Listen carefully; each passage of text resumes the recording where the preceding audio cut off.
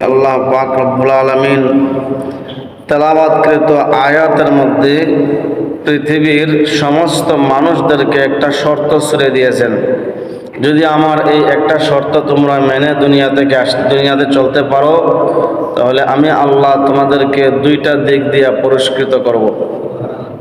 আল্লাহ তাআলা বলেন, মাইয়াত্তাকিল্লাহ, যে কেউ আমি আল্লাহকে ভয় করবে তারে দুইটা পুরস্কার দেওয়া হইব। এক নাম্বার,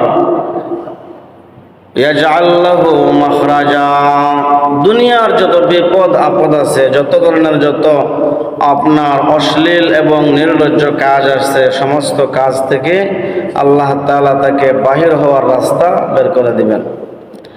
দুই নাম্বার হইল ওয়ায়ারযুকুহু মিন হাইসু লা ইয়াহতাসিব, দুনিয়ার জিন্দেগিতে আল্লাহ তাআলা তাকে অভাব মুক্ত জীবন দান করবেন।